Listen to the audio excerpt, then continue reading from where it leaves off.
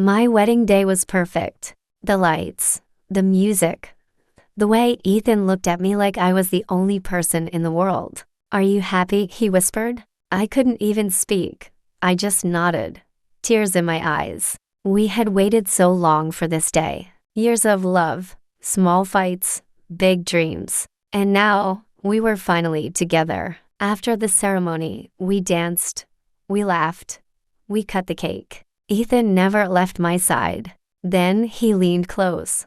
"Let's go.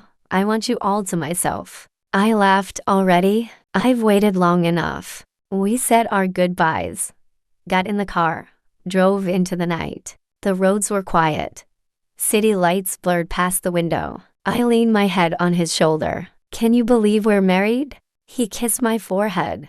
"I've believed it since the day I met you." I closed my eyes. Everything felt calm, safe, perfect. Then a horn. Headlights. Screaming metal. The world turned upside down. Glass shattered everywhere. My body jerked forward. Then a darkness. When I opened my eyes, everything was blurry. Voices, beeping sounds. Someone crying. My body felt heavy. I couldn't move. "Stay still," someone said. White ceiling. Hospital lights. I was alive, but something was wrong. "Ethan," I whispered. No answer. "Ethan," louder this time. No one answered. I saw my mother Catherine in the corner, crying. My father Thomas looked away. Fear crawled into my chest. "Where is my husband?" Silence. "Tell me, please." My mother walked closer, held my hand. Her hands were shaking, and I knew. Before she even said a word, I knew. "He didn't make it, Julia." My world stopped. No, no, no, no. Tears flooded down my face. This isn't real. This can't be real. But it was. Ethan was gone. On our wedding night, I cried until my body couldn't take it anymore. My chest hurt. My head spun. But nothing compared to the pain in my heart. Days passed. Nothing changed. The hospital room felt like a prison. Everywhere I looked, I saw him. People came to visit. Family, friends. They all said the same thing. It was an accident. Be strong. Time will heal everything. But no one understood. No one felt what I felt. Then, 1 week later, everything changed. The police came. They said they caught the truck driver. My heart started racing. I didn't know what I felt. Anger, fear, something darker. All I knew was, I needed to know why. Why did this happen? Why us? The officer looked at me. "We're still investigating.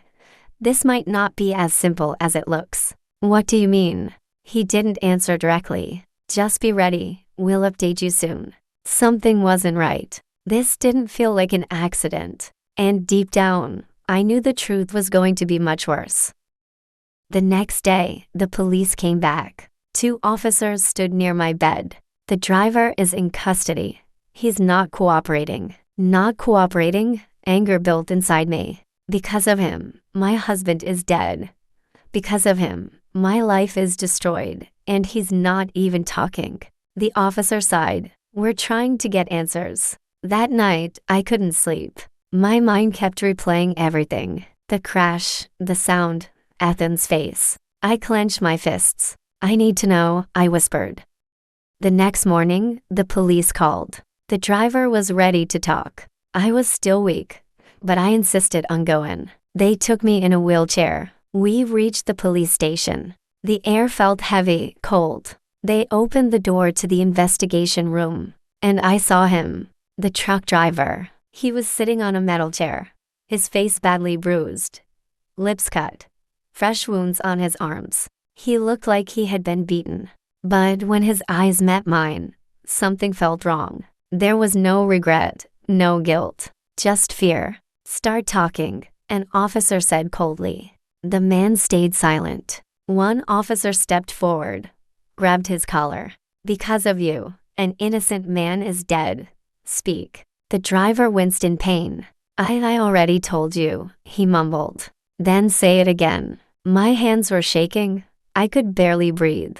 I just kept staring at him, waiting, needing answers. Finally, he spoke. And what he said changed everything. "I'm not just a driver," he said slowly. The room went silent. Everyone froze. Ethan's father, Lawrence, frowned.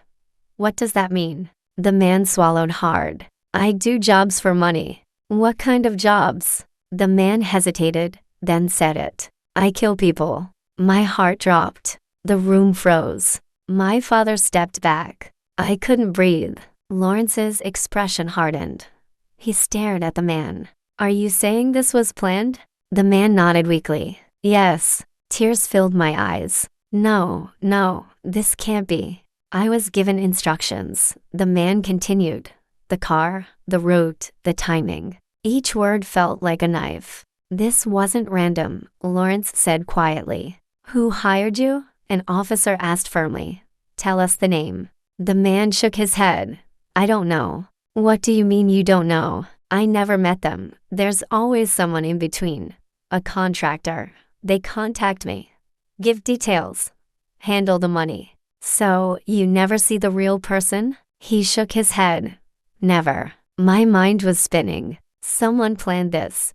Someone wanted Ethan dead. Who is the contractor? I only had a number. That's it. He disappeared after the job. The officers exchanged a look. They had already tried tracing it. Nothing. No identity. No location. Like the man never existed. The room fell silent again, but this time it felt darker, heavier. One thing was clear. This was not an accident. It was planned, carefully, coldly. My chest tightened. My hands turned cold. If this was planned, then someone out there wanted Ethan dead. But who and why? I looked at my father, then at Lawrence. Both of them looked just as shocked, just as lost. The police promised they would keep digging. They wouldn't stop until they found the truth. But as I sat there, one thought kept repeating in my mind. This wasn't random. This wasn't a mistake. Someone very close to us could be behind all of this. And that thought terrified me more than anything. Days passed. Nothing felt normal anymore. Every moment, every breath felt heavy. Because now I knew the truth. This wasn't an accident. Someone had planned it. The police kept investigating, tracing the number, checking records. But it was like chasing a ghost. The contractor had disappeared. No name, no face, nothing. The case started slowing down. Days turned into weeks. Still no answers. But one person didn't stop. Lawrence. He wasn't just a grieving father. He was a powerful man. With connections.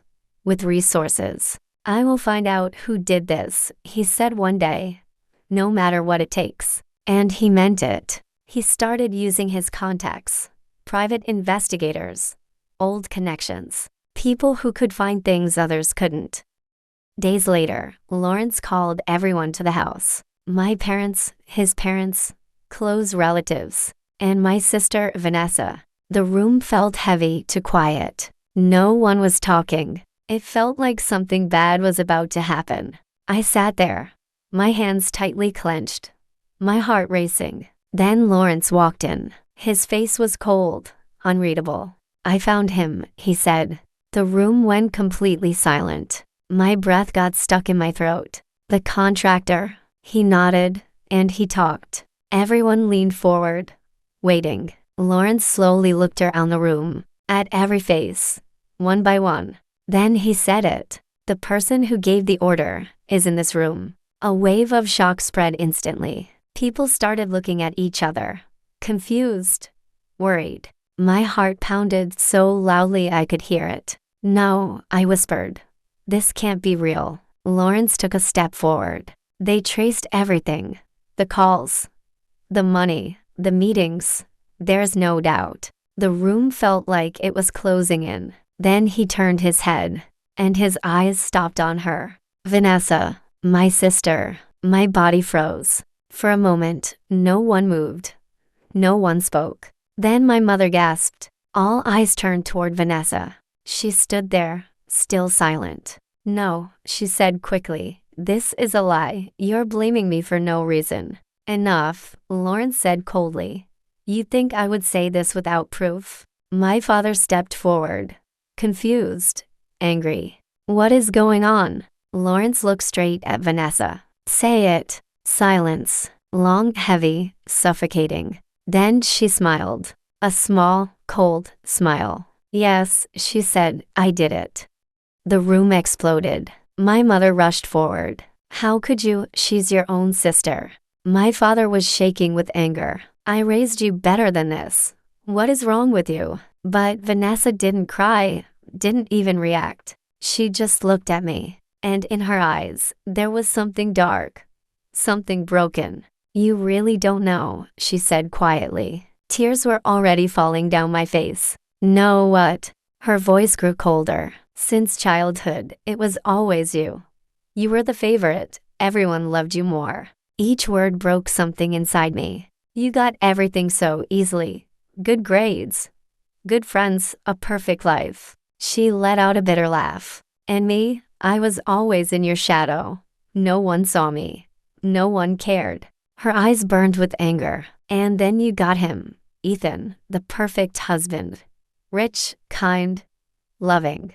Her voice cracked for a second. And what did I have? Nothing. She stepped closer. The room was dead silent. So I decided, if I can't have that life, then neither can you. My legs felt weak. You tried to kill me? No, she said. I tried to take everything from you. I wanted both of you gone. Tears streamed down my face. But why Ethan? What did he ever do to you? Vanessa's face twisted. He knew. What? He knew about my feelings. He knew I loved him first. Before you. We dated in secret for months, and then he chose you. He threw me away like I was nothing. My world spun. You and Ethan dated? For months? Behind your back. He told me he loved me. And then he met you and forgot I existed. I couldn't breathe. So I decided. If I couldn't have him, no one would. Lawrence stepped forward. His face filled with rage. Because of you, my son is dead. He stood right in front of her. I will never forgive you. And I promise you, you will remember this for the rest of your life. For the first time, her expression changed. Fear. Moments later, the police arrived. They walked in, put handcuffs on Vanessa. She didn't resist, didn't say anything. As they took her away, I just stood there, crying, broken, empty. Days later, the court gave its final decision. Life imprisonment. That was it. Justice was served. But nothing felt right. Ethan was gone. My life was shattered. And the person who did this was my own sister. I lost my husband and my sister on the same night.